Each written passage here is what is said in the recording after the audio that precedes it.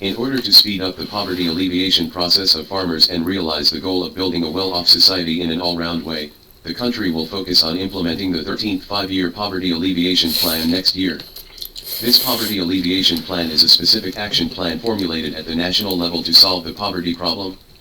It will formulate corresponding policies and measures according to the poverty situation in various places to ensure that farmers in poor areas can receive substantial help and support. The 13th Five-Year Poverty Alleviation Plan will focus on solving farmers' basic living needs and industrial development issues. By providing support in infrastructure construction, education and training, medical security, and financial support, it helps farmers increase their income, improve their living conditions, and promote the development of the rural economy. In addition, the Poverty Alleviation Plan will also strengthen industrial support for poor areas and promote the transformation and upgrading of rural industrial structures. Through measures such as promoting agricultural modernization, developing rural tourism, and cultivating characteristic agricultural products, we will provide more development opportunities and income-increasing channels for poor areas. The implementation of the 13th Five-Year Poverty Alleviation Plan requires the joint efforts of the whole society, and the government, enterprises, social organizations, and citizens should actively participate in it. Only through multi-party cooperation and the formation of a joint force can we achieve the goal of all-out poverty alleviation and let every farmer live a happy life. In the days to come, we look forward to seeing more poverty-stricken areas get rid of poverty, and farmers have better living conditions and broader development space. Through the implementation of the 13th Five-Year Poverty Alleviation Plan, we believe that rural areas will radiate new vitality and hope, and realize the beautiful vision of common prosperity. There are about 440 counties where a large number of poor people need to be relocated, including 5 districts. Let's see if your village belongs to the following areas. The first is the Deep Mountain area. Due to the long-term residence in the deep mountains and ravines, the communication between farmers and the outside world is restricted by various factors, and they cannot be compared with developed cities, resulting in lagging behind in development. In these areas, it is difficult to get rid of poverty only by relying on the strength of farmers themselves, so more poor people will choose to move out to seek better development opportunities. In order to solve the poverty problem, the country has adopted a series of poverty alleviation policies and actions. By relocating the poor, providing better living conditions and development opportunities, aiming to improve their living conditions. The implementation of the relocation plan needs to fully consider factors such as the local natural environment, social resources, and employment opportunities to ensure that the poor can receive appropriate resettlement and employment support. In addition, it is necessary to strengthen the improvement of public services such as infrastructure construction, education, and medical care in the relocated areas, so as to provide better living conditions and a development environment for the relocated population. Through the joint efforts of the whole society, it is believed that more poor people can be helped out of poverty and achieve sustainable development. Every village should actively participate in poverty alleviation work, provide farmers with more opportunities and hope, and create a better future together. Next is the desert area. In severely desertified areas, even the most basic water resources are difficult to obtain, so it is not suitable for development. In areas where development is prohibited, due to various reasons, these areas have been listed as my country's no-fly zone and restricted fly zone, and will no longer be developed in the future. This means that local residents will need to relocate. In view of the situation in these areas, the government needs to take corresponding measures to protect the life and development rights of local residents. This may include providing relocation compensation and resettlement programs to ensure a smooth transition into their new living environment. In addition, the government needs to strengthen governance and protection of desert areas, take measures to prevent desert expansion, and find sustainable development paths. This includes measures such as improving water resource management, promoting water conservation measures, and introducing adaptive agriculture to alleviate the plight of local residents. For areas where development is prohibited, the government should formulate relevant policies and plans, clarify the future development direction, and actively communicate with local residents to ensure that their rights and interests are reasonably protected. Through comprehensive governance and sustainable development efforts, we are expected to improve the environment and living conditions in desert areas, and provide local residents with better development prospects and quality of life. At the same time, all sectors of society should also strengthen their support and attention to these areas, and work together to achieve the goal of sustainable development. Another area is a serious geological disaster area. For example, Those areas near active volcanoes are prone to landslides and other natural disasters and are therefore unsuitable for development. There is also an area with a high incidence of endemic diseases. Due to differences in climate, weather, and other factors, many places are not suitable for human habitation, and the incidence of endemic diseases is high, posing a huge threat to human health and life, so a large number of local populations will migrate out. In response to the situation in these areas, the government needs to take appropriate measures to protect people's life and health.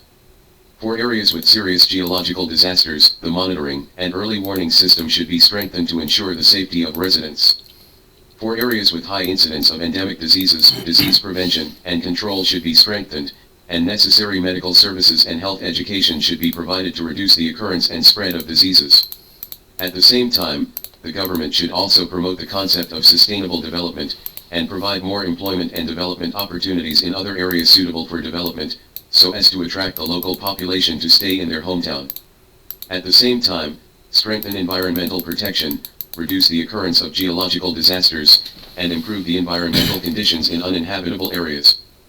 Through integrated governance and development strategies, we can create safer, healthier, and more sustainable living environments for people in these regions, while protecting their fundamental rights.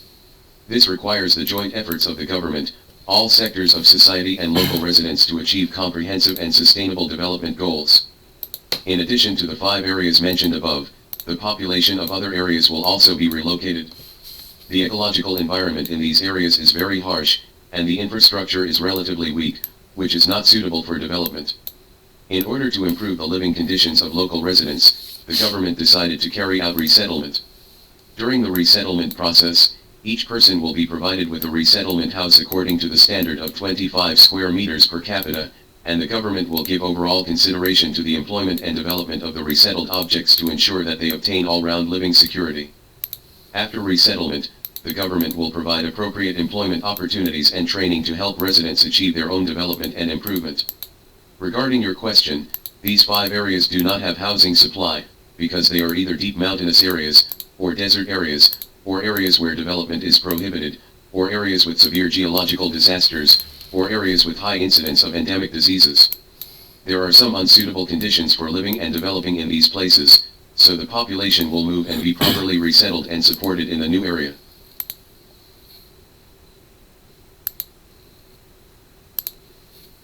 Affected by the serious imbalance in the ratio of men to women, the sex ratio of the total population is 104.69, the rapid growth of housing prices, the average housing price in county towns across the country is 5,000 to 6,000 UN/, and the slow growth in wages of migrant workers, the average monthly income of migrant workers in 2022 will be 4,615 in recent years. The problem of difficulty getting married has become more and more serious, leading to the sharp decline in the fertility rate.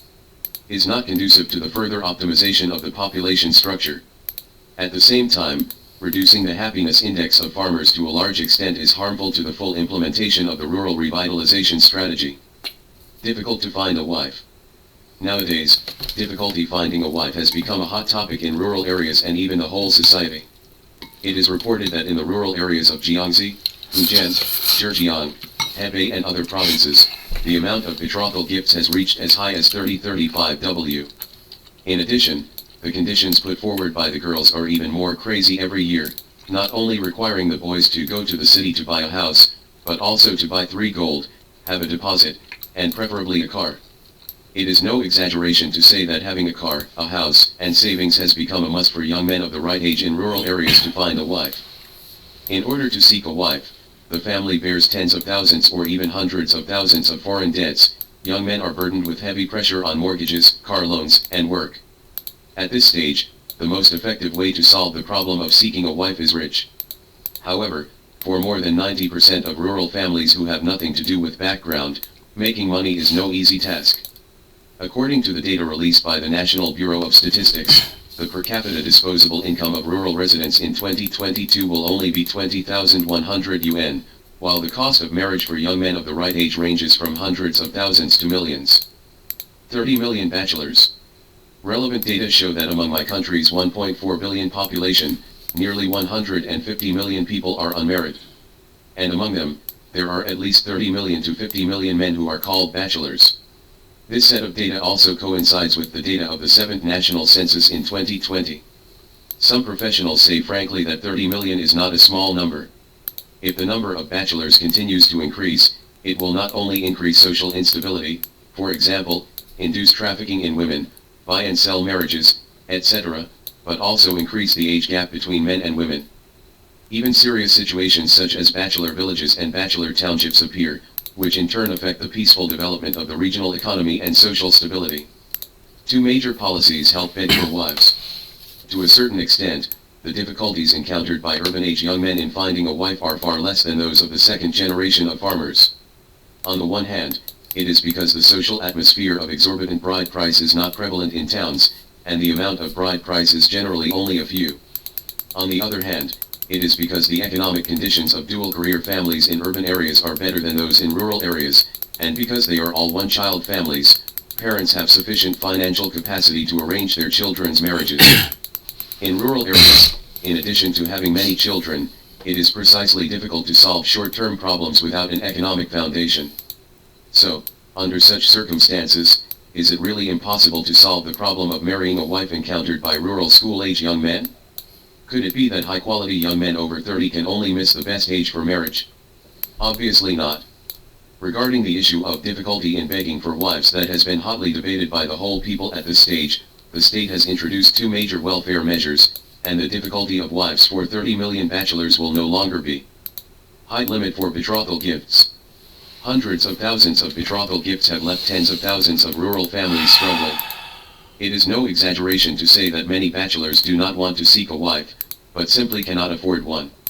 Just imagine, a farmer earns 20,000 to 30,000 a year from farming, and 40,000 to 50,000 a year from a part-time job. It takes more than 10 years without eating or drinking to get together hundreds of thousands of dowry money. But the dowry money is collected, do I still have to buy a car and a house? Therefore, from this perspective, it is not an exaggeration to say that sky-high price gifts are the biggest obstacle preventing young men of the right age from marrying wives. In order to curb the social trend of exorbitant betrothal gifts, various localities have actively responded to national policies, launched special actions to change customs and lead civilized rural customs, and made clear requirements on the amount of betrothal gifts. For example, Yunnan recently issued the proposal for special governance of prominent issues in the key fields of changing customs and customs in rural areas, pointing out that it is necessary to resolutely resist asking for sky-high price betrothal gifts, and advocate low betrothal gifts and zero betrothal gifts and other new styles of marriage. Chi County, Hebei City, Henan Province issued Chi County the 3-year, 2023 to 2025, action plan for the experimental area of marriage customs reform, which clearly states that party members, cadres and public officials should not exceed 20,000 yuan in wedding gifts, and that rural gifts should not exceed 30,000 yuan. House price high limit. In addition to the high limit on the bride price, another measure the state has taken to help young men of the right age solve the problem of marrying a wife is the high limit on housing prices. As mentioned above, buying a house in the city has now become a necessary condition for young men and women to get married, and the housing price in ordinary small counties has already reached 5,000 to 6,000 yuan. If housing prices are allowed to rise, it will become more and more difficult for young men to find a wife. Therefore, in order to control the excessive growth of housing prices, the state has introduced the 3 red lines of the real estate industry, effectively reducing the investment attributes and sales prices of real estate. Epilogue.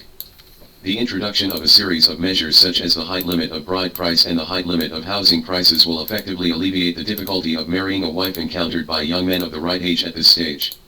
Just imagine, the bride price does not exceed 30,000, and the house price does not exceed 5,000, which will greatly reduce the financial burden of bachelors, and with less economic pressure, marrying a wife will naturally no longer be a problem.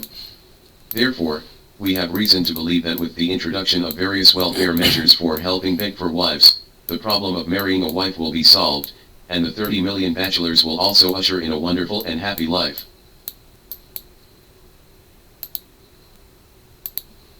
Now in rural villages, people under the age of 55 basically work outside the home, and those above the age of 55 only stay at home. After another 10 years, the number of people aged 55 and above will be more than 85, and basically they will not be there. What's even more troublesome is that there is no need to wait until 85, and now many people pass away around the age of 70. A few days ago, I heard that 4 people left the village in 14 days, all of them were sick. Therefore, after another 10 years, farmers will have empty stores. This seemingly exaggerated statement is a reality that cannot be ignored. In today's rural areas, all the young and old go out to work, leaving behind the elderly and young children, and this situation will become more serious in the future. With the passage of time, the departure of rural elderly has become more and more frequent. Many people died around the age of 70, or even earlier. This phenomenon happened because the villagers suffered from many cardiovascular and cerebrovascular diseases and cancers, and the hospital couldn't cure them at all, so they basically waited after they were found out. This current situation is an extremely unfavorable factor for the development of the countryside. The rural areas of the future will become even more desolate, as young people go out to work and don't even return to their hometowns.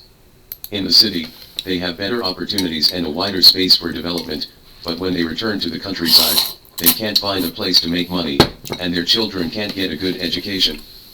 People don't want to go back. If things go on like this, rural farmers will lose their vitality and eventually return to silence. In order to find a way out and let the rural farmers regain their vitality, some people propose to strengthen investment and support for rural areas, establish a more complete infrastructure and medical security system, and allow rural people find employment, go to school, and seek medical treatment at your doorstep.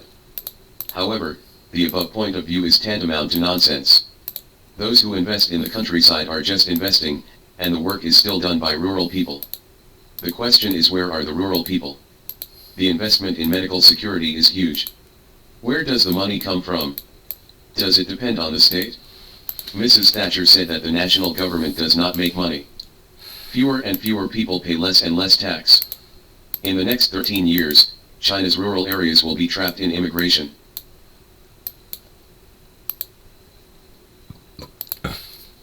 As we all know, after Liu Bang died, Emperor Hui of the Han Dynasty Liu Ying succeeded to the throne. Because Liu Ying was young and weak in personality, the actual government was controlled by Empress Liu. 7 years later, Emperor Hui died, and Empress Liu successively established 2 puppet emperors, Liu Gong and Liu Hong, Liu Ying's concubine sons. In the 8th year after the supreme emperor, Empress Liu died. Therefore, Queen Liu actually ruled for 15 years. During her reign, Empress LV was arbitrarily governed, integrating the military and political power of the Han Empire, and at the same time wantonly entrusted Liu's children as kings and lords. Empress Liu successively enshrined her nephews Liu Tai, Liu Chan, Liu Lu, Liu Xia, and Liu Tong as kings. Most of the descendants of the Liu family who were conferred kings and marquises did not go to Enfet the land to serve the country, but took up important military and political positions in the capital. Liu Lu served as the general of the Han Dynasty in the capacity of King Zhao, and Liu Chan served as the prime minister of the Han Dynasty in the capacity of King Liu. When Liu Bang was in power, the regime in the early Han Dynasty mainly consisted of 3 parts: Liu Bang and his clan, the Han Dynasty founding hero faction, Empress Liu and Liu's relatives. After Empress Liu came to power, she focused on strengthening the Liu family, and the meritorious faction basically stood aside. The Liu family suffered a devastating blow. Liu Bang had 8 sons, and Empress Liu directly or indirectly killed 6 of them. In the summer of 180 BC, Empress Liu became seriously ill. In order to ensure the prosperity and wealth of the Liu family for a long time, Empress Liu, who knew that there was not much to come, made the final personnel arrangement. He appointed his nephew Liu Lu to lead the northern army of the imperial court, and his nephew Liu Chan to manage the southern army of the imperial court, and strictly controlled the guards of the capital and the imperial palace to prevent the old officials of the Liu family from rebelling. In view of the power of the Liu family and the undercurrents in the court, Empress Liu was particularly worried that a coup would occur in the court after her death, so she asked her 2 nephews to be careful not to bury her to avoid accidents. In August 180 BC, Empress Liu died. 2. After the death of Empress Liu, the military and political power was still in the hands of Zhu Lu. Zhou Bo is a Taiwei, but he has no real power to manage the army. Although Chen Ping is a prime minister, Liu's power prevents him from participating in government affairs. Zhou Bo and Chen Ping felt that the country they had worked so hard to build with Liu Bang was in danger, so they began to plan. In order to eliminate Zhu Lu's military and political power in the court, Zhou Bo and Chen Ping contacted Zhu Sihao Lu Zhang, the grandson of Lu Bang, who was in Chang'an at that time, and then Lu Zhang contacted his brother Qi Huang Lu Xiang and other Lu clans, and initiated a battle between Zhou Bo and Chen Ping. Ping, Lu Zhang, etc. were internal responses, and Qi Huang Lu Xiang was a palace coup for foreign aid. Because Guan Ying, who was sent by the Lu family to suppress the Qi Huang Lu Xiang's rebel army, rebelled, the coup soon succeeded, and Zulu was slaughtered. It was only more than a month since Empress Lu passed away. After the success of the coup, the young Emperor Lu Hong, who was supported by Empress Lu, was still sitting on the throne in the Western Han Dynasty. The heroes are worried that the young emperor will settle accounts after he grows up. In this way, not only will everyone's interests be difficult to protect, but they may also die. 3. The young emperor must not be able to stay, and the ministers decided to elect a new emperor. At that time, there were mainly the following persons who were qualified to be candidates for the emperor: Lu Bang's fourth son Lu Hong and seventh son Lu Chang, Lu Bang's three eldest sons, Lu Xiang, Lu Zhang, Lu Xingju, and Lu Bang's younger brother Lu Qiao. These people are all in line with the orthodoxy of the bloodline of the succession to the throne. The father dies and the son succeeds, or the brother ends up with the brother. At that time, the members who were eligible to enter the emperor's selection group mainly included Jiang Hao Zhou Bo of the hero faction, Prime Minister Chen Ping, Yingyan Ho Guining, Imperial historian Zhang Kang, etc. The representative of the Lu clan was Lanja King Lu Zi. During the coup d'état that killed Zulu, Qi Huang Lu Xiang and his two younger brothers Lu Zhang and Lu Xingju made the greatest achievements in the Lu clan. Lu Xiang made troubles outside, and Lu Zhang and Lu Xingju responded and cooperated inside. Judging from the abilities of several candidates for the throne, King Qi Lu Xiang is undoubtedly the most capable. Lu Xiang is the eldest grandson of Lu Bang's eldest son, who has enfeoffed more than 70 cities in the country's territory. The land and influence are the crown of all kings. Lu Ying is the only direct son of Lu Bang, and Lu Ying's line has lost the throne. Qualified to succeed. So what are the criteria for choosing the heir to the throne? The standard that can be put on the table is nothing more than the word virtuous, and it cannot be said that Lu Xiang is not suitable. But the heroes all know that the new emperor is not only the ruler of the world, but also the vital interests of the hero's royal family and even their lives. If you choose an emperor who is as powerful as the king of Qi, Lu Xiang, what will happen to the military affairs in the future? Therefore, the heroes are each thinking about the little things in their hearts, and they are tacitly aware of it, but they can't come up with a high-sounding reason for their opposition. At this time, Lanja King Lu Zi came out to save the situation. He said, Qi Huang Lu Xiang's mother's family is evil. Indeed, Lu Xiang's uncle, Sai Jun, was notorious for being brutal and violent. Choosing a king of Qi with a wicked mother as the emperor, is it going to repeat the disaster of the Lu family? The lesson was painful, and the reason was magnificent.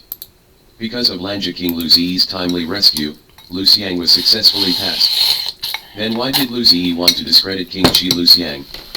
Lu Zi was originally a relative of Lu Bang. After Lu Bang founded the country, he was finally named King of Lanja because of his relatives and meritorious service. In the coup against Zulu, Lu Xiang sent Lu Zi to be under house arrest in the state of Qi by fraud, and seized his military power. In order to escape, Lu Zi made a false promise to go to Chang'an to lobby for Lu Xiang's succession, and Lu Xiang released Lu Zi and went to the capital. This Lu Zi has long held a grudge, so can he speak well of Lu Xiang? So what about Chu Wan Liu Jiao? Lu Jiao was very old at this time, and he was obviously not suitable to succeed to the throne. The fact is also that Lu Jiao passed away more than a year after Emperor Han Wen succeeded to the throne. In this way, only Lu Hong, the fourth son of Lu Bang, and Lu Chang, the seventh son of Huainan king, are left. And Lu Chang, the king of Huainan, must be excluded, because Lu Chang is not only tough and domineering, but the most important thing is that he was raised by Empress Lu.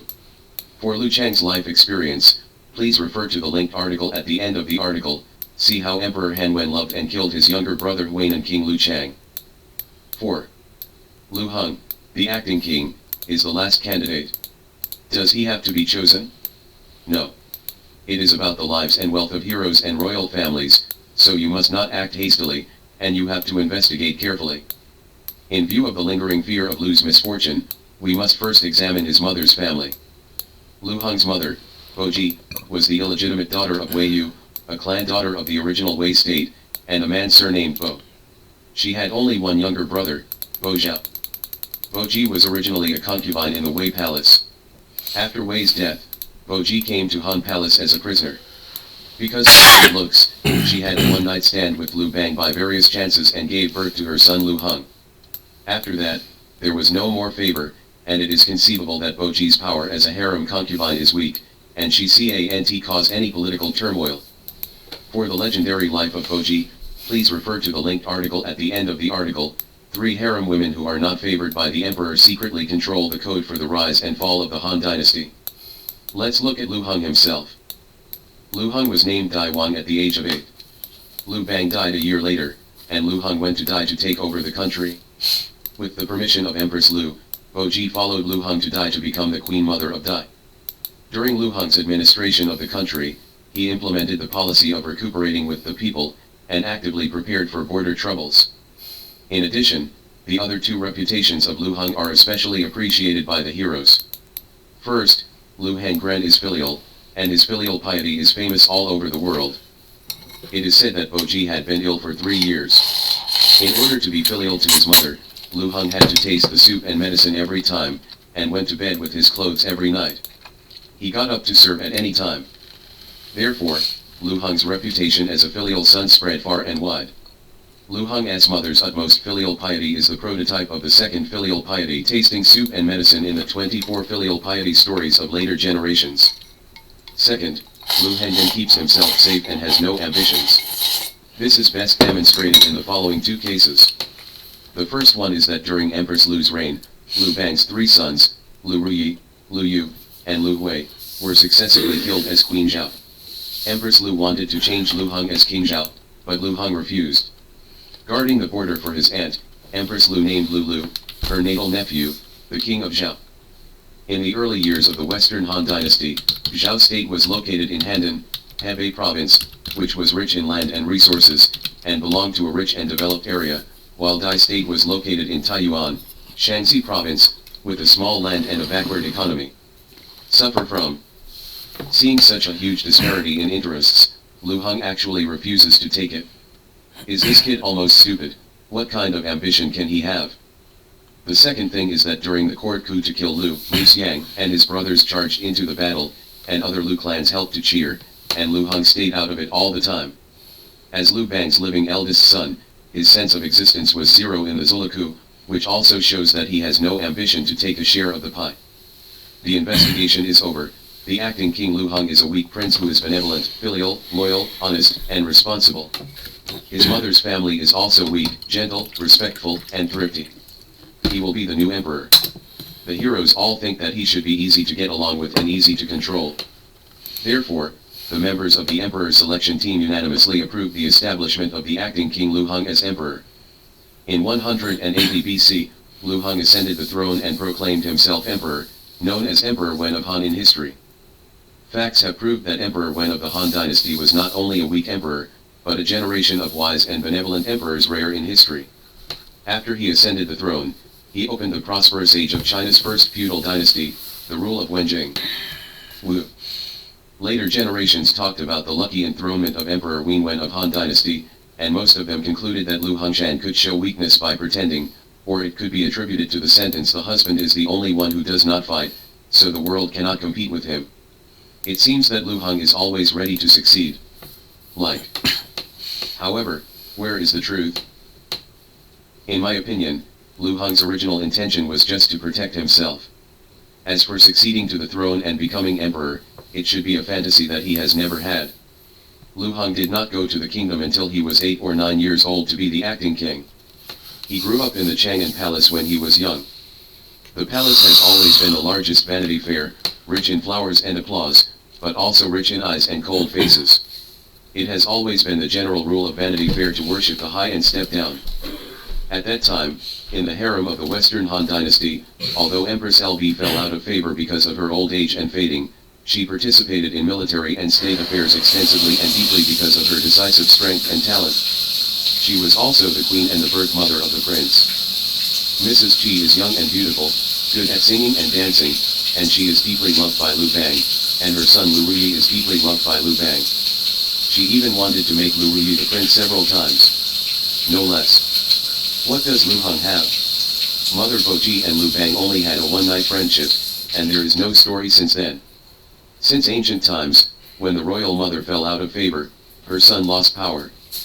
In the harem of the Western Han dynasty, the presence of Boji and Lu Heng was so low that Empress Lu almost ignored them, so Boji was allowed to follow Lu Heng to become daiguo.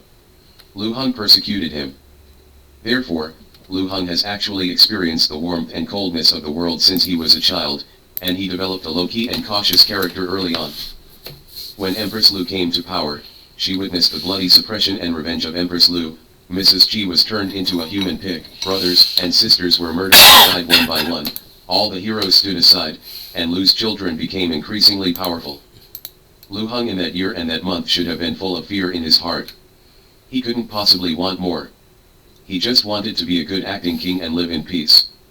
This can explain why he was so suspicious and worried when Chang'an sent an edict to him to inherit the great position. After repeated discussions with the ministers and his mother, he still couldn't be sure after divination, and finally sent his uncle Bojiao. After going to Chang'an to thoroughly understand the situation, I dared to leave for Chang'an. Therefore, Lu Heng's weak performance of indifference to the world when he was the acting king is nothing more than self-protection in a cruel and bloody political environment. Years of high-pressure environment have cultivated Lu Heng's personality traits of being cautious and not acting blindly at will. It has been running through the process of his future governance of the country. However, Lu Heng was lucky after all. The mountain did not turn around, the water turned around, he went round and round, and the heavens favored him, and the god of fate finally sent him to the pinnacle of supreme power. This is not only the luck of Lu Heng, but also the luck of the Han dynasty, and the luck of the common people in the world. The vicissitudes of life have changed, and the world has changed. More than 2,000 years have passed. Today, the social system has undergone earth-shaking changes. Freedom, equality, and the legal system have become the mainstream of today's social development. The disaster of Empress Lu is gone forever, but we will inevitably encounter some injustice in our lives, which make people helpless, depressed and entangled. What should we do? You can think about the story of Emperor Wenwen of the Han dynasty, and then I will send you a couplet of poems written by Chairman Mao and Liu Yazi. Too many complaints prevent heartbreak, and long-term scenery should be considered. Share with you.